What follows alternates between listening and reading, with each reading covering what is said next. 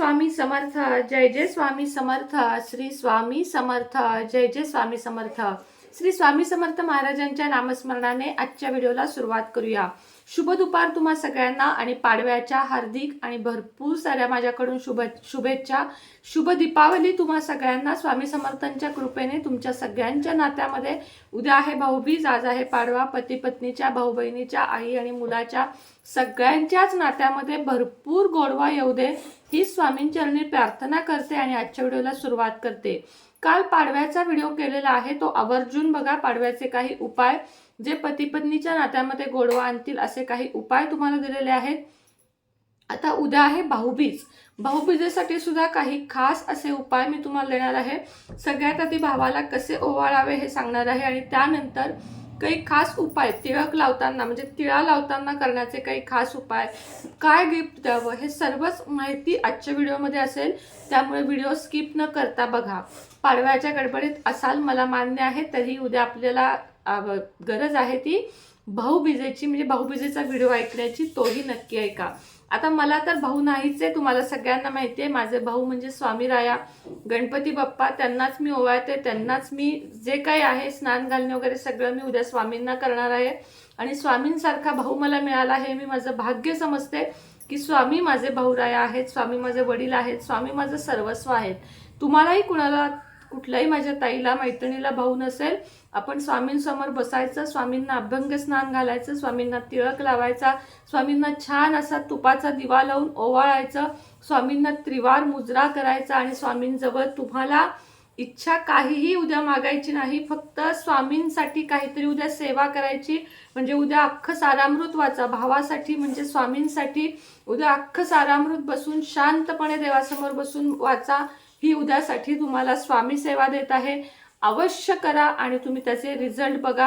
ज्यांना भाऊ आहेत त्यांनीही स्वामींना ओवाळून उद्या पूर्ण स्वामी सारामृत वाचा की उद्या मी हे फक्त स्वामी सेवा म्हणून करत आहे, मला यातून काहीही नको आहे असं म्हणून तुम्ही सेवा करून बघा आणि रिझल्ट बघा. स्वामींसमोर एक तुपाचा दिवा लावा आणि सारामृत वाचा. उदबत्तीच्या ऐवजी धूप अवश्य लावा. मी पण आता वापरातनं उदबत्त्या कमी केलेल्या आहेत, धूप जास्त लावते. त्याच्यावर मी एक व्हिडिओ सुद्धा नक्की करणार आहे की उदबत्त्यांपेक्षा धूप जास्त करून का वापरावा, त्याचे कारण पण मी तुम्हाला देणार आहे. तर तुम्हाला समजलं असेल, ज्यांना भाऊ नाही त्यांनी स्वामींना ओवाळा. ज्यांचा भाऊ, आता कोरोना काळामध्ये अतिशय दुःखद घटना घडलेल्या आहेत, अनेक लोकांचे भाऊ गेलेले आहेत.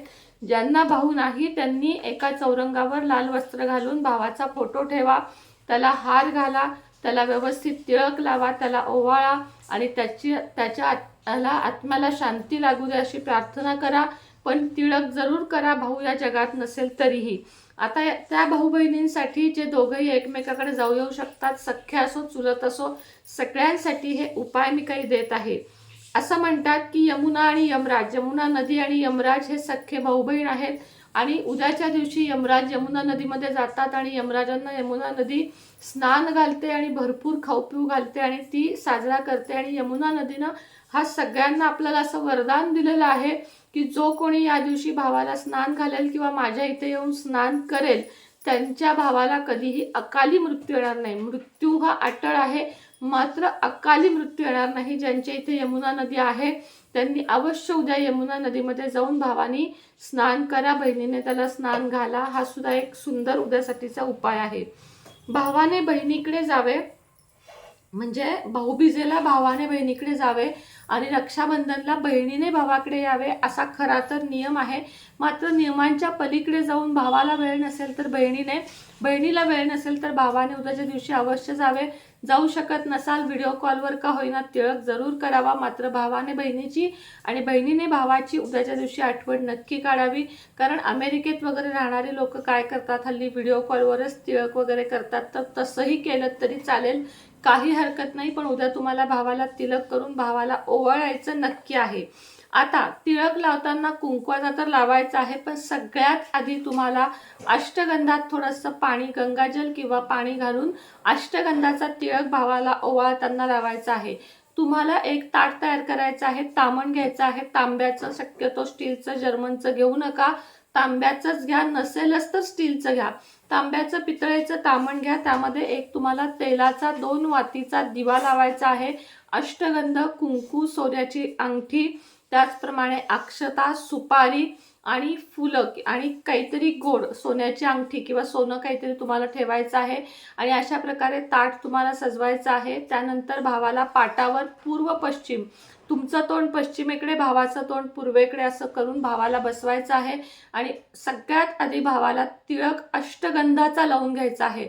अष्टगंधाचा तिळक लावल्यामुळे तुमच्या भावाला अतिशय बरकत मिळेल आणि तुमच्या भावाला अकाली मृत्यू कधीही येणार नाही. हा उद्याचा खास उपाय आहे की भावाला अष्टगंध तुम्हाला उद्याच्या दिवशी लावायचा आहे. अष्टगंध लावून झालं की त्याच्यावर ओल्या कुंकवाचा नाम ओढा आणि त्याच्यावर अक्षता जरूर लावा. अक्षता लावणं हे खूप गरजेचं आहे. अक्षता हे शुभतेचं, संपन्नतेचं प्रतीक आहे.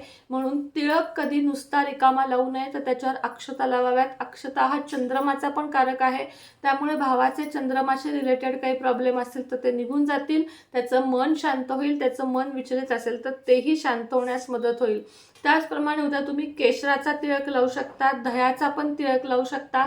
मी तर म्हणते सगळ्याचाच एक एक तिळक लावा भावासाठी. केशर, कुंकू, तिळक, अष्टगंध, दही हे चारही तिळक चांगले आहेत लावलेले उद्याच्या दिवशी, तर हा उपाय नक्की करा.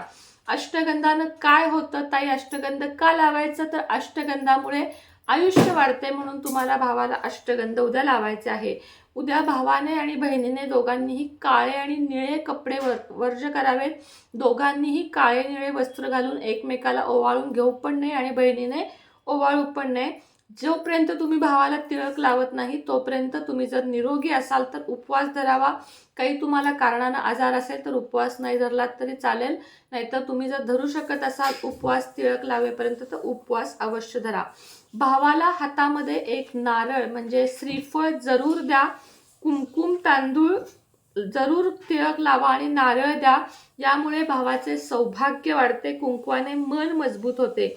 बहिणीने भावाला आणि भावानेही बहिणीला काहीतरी रोख रक्कम अवश्य द्या आणि हे पैसे वर्षभर सांभाळून ठेवा. बरकत येते तुम्हाला.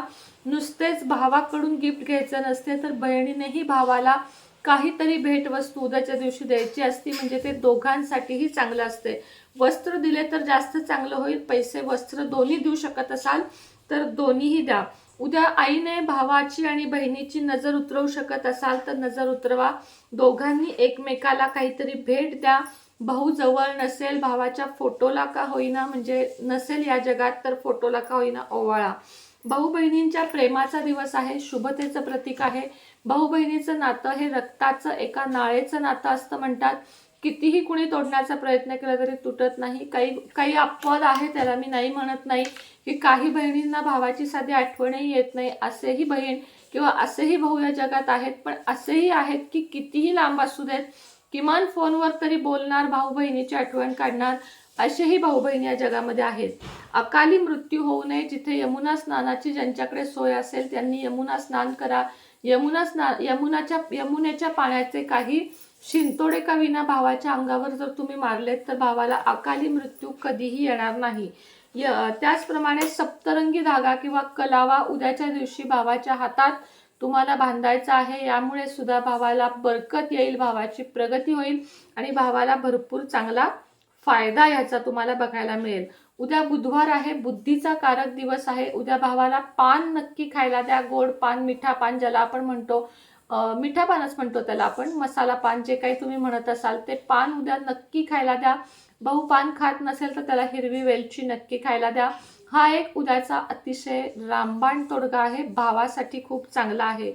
पेन, पुस्तके, डायरी तुम्ही एकमेकाला देऊ शकता. त्यामध्ये तुमच्या इच्छा, लॉ ऑफ अट्रॅक्शनचे उपाय लिहू शकता किंवा तुमच्या कोणत्याही कामासाठी त्या पेन डायरीचा उपयोग तुम्ही करू शकता. उद्या यमद्वितीया सुद्धा आहे, त्यामुळे तुम्हाला यमाचा दिवा सुद्धा भावा बहिणीने दोघांनीही आपापल्या घरी किंवा माहेरी गेलात बहिणीने तर तिथे अवश्य लावायचा आहे.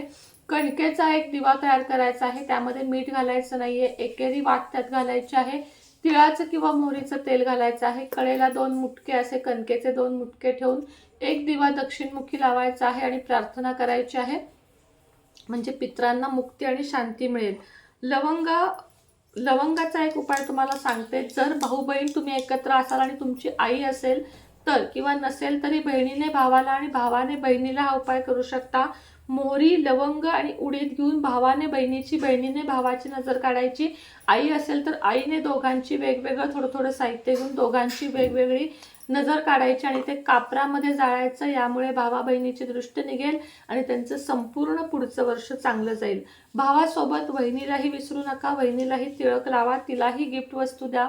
तुमच्या घरी जरी नंदा आला तरी त्या पोटभर जेवून खाऊन खुश होऊन गेल्या पाहिजेत, हे लक्षात ठेवा. उद्या यमुना माता की जय आणि यमराज देवता की जय हे म्हणायला, हा मंत्र म्हणायला सुद्धा विसरू नका. अजून एक छोटासा उपाय जाता जाता देते. दुर्वा, जेव्हा तुम्ही भावाला ओवाळणार असाल तेव्हा भावाच्या हातात दुर्वा द्या आणि मग भावाला ओवाळा. 5 दुर्वा द्या, 2 दुर्वा द्या, 11 दुर्वा द्या, तुमची इच्छा. 3-3 पदराच्या ज्या दुर्वा असतात त्या द्यायच्या आहेत आणि त्यानंतर ओवाळायचं आहे. आणि या दुर्वा भावाला त्याच्या पर्समध्ये सांभाळून ठेवायला सांगायच्या आहेत. यामुळे वर्षभर भावाकडे पैसा येत राहील आणि भावाची बरकत होईल. हे उपाय दोघांसाठीही चांगले आहेत. बहिणीचीही बरकत होणार आहे या सगळ्या उपायांनी आणि भावाची तर होणारच होणार आहे. आणि उद्या भावाचा दिवस आहे, बहिणीचा दिवस आहे. प्रत्येक बहिणीने आपल्या भावाला प्रेम द्या. नाही तुम्ही एकमेकाला गिफ्ट देऊ शकलात, काही हरकत नाही. परिस्थिती नसेल, एकमेकाला आशीर्वाद द्या. 11 रुपये का होईना भेट द्या. जर देऊ शकत असाल तर चांदीची जोडवी, चांदीचं पैंजण भावाने बहिणीला देणं अत्यंत शुभ असतं उद्याच्या दिवशी. त्यामुळे उद्या तेही द्यायला विसरू नका. ज्यांना शक्य आहे त्यांनी छल्ला द्या, म्हणजे चांदीची अंगठी द्या. काहीतरी चांदीची वस्तू भावाने बहिणीला उद्या देणं खूप शुभ मानलं जातं. करंडा द्या. सौभाग्यवती बहीण असेल तर तिला कुंकवाचा करंडा सुद्धा तुम्ही चांदीचा उद्याच्या दिवशी देऊ शकता. तर या काही गोष्टी मला तुमच्याशी शेअर करायच्या होत्या, ज्या मी केल्या. व्हिडिओ आवडला असेल तर लाईक करा. व्हिडिओ खूप महत्त्वपूर्ण आहे. नक्की सगळ्यांपर्यंत शेअर करा. चॅनेलला लाईक करा. पुन्हा भेटेन नवीन व्हिडिओसोबत, नवीन विषयासोबत. तोपर्यंत तुम्हा सर्वांना श्री स्वामी समर्थ.